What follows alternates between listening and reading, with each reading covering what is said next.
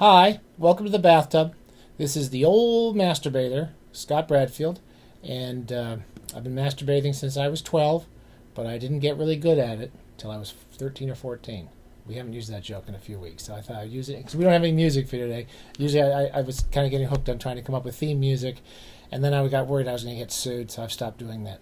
We're going back to an old, I'm trying to find all these old theme shows we've been going through in the bathtub over the past few years, and one of them was we were reading through John Barth from the beginning, like the SOT-WEED, the floating opera, and End of the Road, and we were going to read through in order to read a book I've never read before, which is Letters. And in Letters, John Barth, it's not his biggest book, but it's filled with, it's one of his biggest books. And Giles Goatboy, which we read already, we talked about that. This is basically this big, complicated novel in which all the characters from all his previous books start corresponding in an epistolary novel. Barth loves going back and recovering old famous ways of telling stories and then putting them to his own nefarious uses. And I've never read Letters, and I'm planning to work my way up to it. One of the things I had decided was I had not planned to reread the SOT-WEED Factor. I read it years ago and I enjoyed it, but I remember getting a little bored, kind of got mired in it near about 2/3 of the way through. I often feel that way about John Barth novels, that I really love the first 2/3 and I get a little worn down by the end. There's something about the endings that are a little too clever about tying up all these complicated narrative knots and tying you up in them and all that stuff. I get a little lost. But I wasn't going to reread it, and then I said, "What the hell? Why don't I give it another try?" And I'm kind of glad I did. I'm enjoying it a lot this time, probably more than I did the first time. And I'm reading about halfway through, so about halfway through the book. It's based on the life of a guy named Ebenezer Cooke. That's my copy of Ebenezer Cooke's original SOT-WEED Factor, published. When the hell was this published? A long time ago. 1708 is one of the first. It's one of the first satiric poems written about people coming to America and all the horrible things that happened to people in America, and what a bunch of lying. America was just filled with con men and crooks, and it's not too bad. I've read it in the past, and it's not too bad. It's pretty dated. It's old. It has old versions of the way we look at people, and especially the people who lived here when some of these characters showed up. But it's still got some funny stuff in it, and it's Hudibrastic couplets. That's just basically a series of couplets, and it's kind of fun. It's worth reading, and I would recommend reading this if you do try John Barth's version of the SOT-WEED Factor, which he published this in the 60s, I would say. This is right in the middle of his career. 1968, and he had this is probably his first big selling book. I want to say just a few things. One is that Barth loves to go back to old books, and there's two writers that I always think about when I think about the history of the novel. One is Samuel Richardson, who's kind of awful and kind of fun at the same time. I have Clarissa. I read Pamela in college as an undergraduate. I loved it. I've always wanted to reread it. And I've been intending to read Clarissa, his possibly one of the longest novels ever written. It's pretty damn big. And to say just a few quick words about Samuel Richardson, I'm cribbing all of this from a wonderful book by Ian Watt called The Rise of the Novel, which I can't find. It's somewhere on my shelves. I just couldn't find it.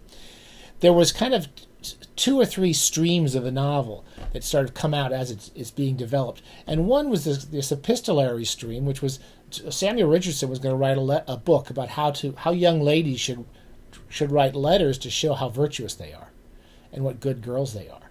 And by doing this, they attract rich men, I think, basically, was the premise.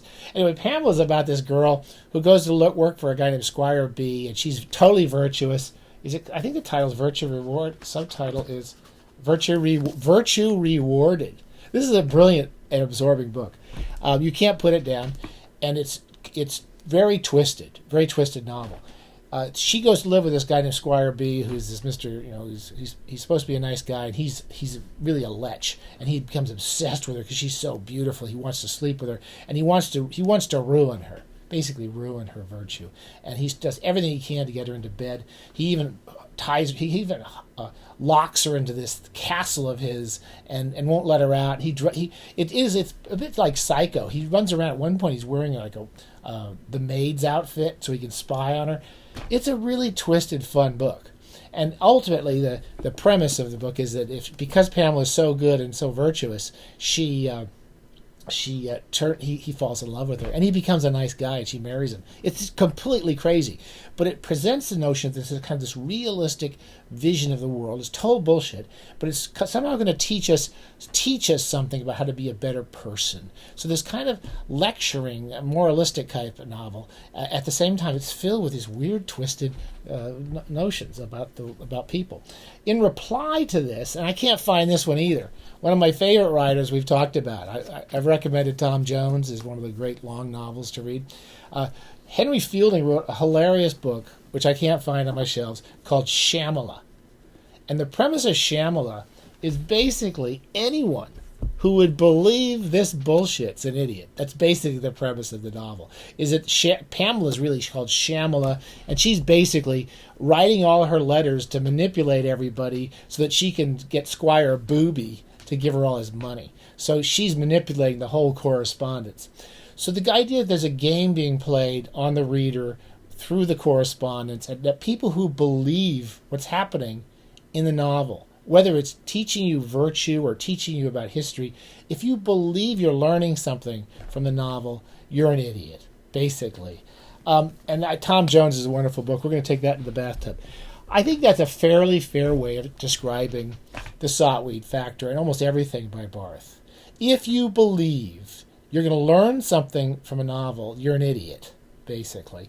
And everyone in this, and if you believe any sort of written documentation to some extent, and you don't realize how that person who writes this document is trying to play you, then you're an idiot as well.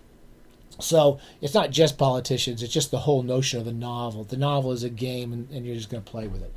So it's set up as a historical novel. He plays off this poem, which is supposed to be about this individual's experiences in the colonies, working in a tobacco farm.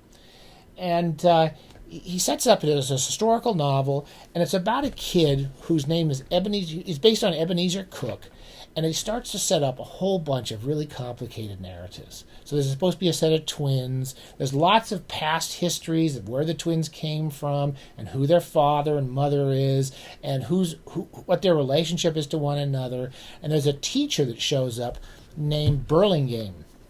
And Henry Burlingame shows up early in the book, and you got to keep your eye on Henry Burlingame because he is this sort of shape-shifting character who keeps popping up in the course of the novel. He's always showing up in different guises and giving you a different name for himself and a different explanation of who he is. And in the course of the book, they go to America, where the colonies are all a bunch of crooks and pirates, all trying to steal land from each other. They're stealing from the king, or from the Protestant king, or from the Catholics, and the Jesuits are in there, and there's all the pirates themselves. There's pirate ships running through it. It is very similar in some ways to a Pynchon novel, but it's a little more realistic, a little more like you're kind of in the story. There's lots of complications, lots of broad humor. Ebenezer is the super serious kid. He takes writing poetry very seriously, which means he's the brunt of most of the jokes. He's a fool. He's a fool, basically. And he believes, and he's going to write this great poem about Maryland, which is where he goes to write the SOT-WEED factor. There's all sorts of documents that are circulating in this, and they're all trying to recover documents to get history of what's happened to all these people and who's related to who, including Henry Burlingame, who's got a bunch of different names. And in the course of the book, they're recovering documents. There are lots of forgeries of documents and lots of upending of. This is very common in all the old great classic comic novels. Upending of normal relationships. So, for example, Ebenezer's valet, Bertrand, who's supposed to be serving him, is often going around pretending he is the man. He is Ebenezer, and Ebenezer is his servant. And for various reasons, everyone's trying to kill Ebenezer because they think he's an important person, or he thinks he's an important person. And everyone's there's a lot of appropriations of identity and appropriations of who wrote the documents, and they're often forging. The documents themselves are forgeries, and often when you meet people, you find out later they were actually other people. So it's hard to follow if you're not really prepared for an immersive type novel, but it's not that hard. The language is written in the 17th century vernacular and dialect, so you have to kind of get into that. The comedy is very broad in places. There's lots of, Ebenezer is so super serious. He's a virgin. He wants to be a virgin. He's very much like Pamela. I write my poetry, and at the very beginning of the novel, he falls in love with a prostitute who wants to sleep with him for £5 or something, and he says, he's so struck by her generosity that she'll sleep with him for £5 that he falls in love with her and decides not to sleep with her. And he's basically a 30-year-old virgin. He's a 30-year-old virgin, and every time he thinks he's going to be really noble, he gets put into some situation where he sees some woman and he almost wants to rape her. He's so crazed with sex, and then something happens, so he never actually does have sex. So his intentions to be Mr. Purity are almost accidentally fulfilled, at least in the first half of the novel. Lots of broad comedy. There's one scene I just finished where they're talking about having sex with a pig in a barn, and the identities of who the characters are and who they're playing, and who the twins. Obviously, the twins at the beginning of, I think it's Anna and Ebenezer. They're probably not twins. They're probably not related because it's a very complicated family history. So we're going to go through this book, and the first half of the book is really fun. I've really enjoyed it. It's not an easy time. Most of you know right now the whole fucking world gets crazier. Literally, we started this series of talks just to find time in the bathtub while the world went apeshit, and it's been going even increasingly apeshit every single week since we've been doing this. So we still have to find time to read, and you really do need you need a good hour a day, or you'll get lost in this. You'll get lost and you'll forget all the he's got a lot of plates on the sticks running through this. All right, I'm going to leave that. So don't believe everything you read. That's basically, he says. And if you think it's sort of, I love both these types of novels, I got to say. But I'm quite sympathetic towards any writer who basically tells you that if you take the novel too seriously, you're an idiot. It's for the bathtub. It is for the bathtub. That's my opinion. Have a great week. Stay sane. Don't watch too much news, unlike the Master Bather. I watch it much too often. And don't forget ACMA, our shadowy nebulous organization which sponsors us. Amazon and the Washington Post can kiss my ass. Jeff Bezos he makes hundreds of billions of dollars. He treats his part-time employees like crap. And so does the Washington Post. The union-organized Washington Post journalists treat their part-time employees like crap. So we're going to try not to use Amazon or use anything Bezos owns until he starts to treat people decently. Happy bathing. Stay out of trouble. Don't watch the goddamn news if you can help it. And I can't help it. Bye.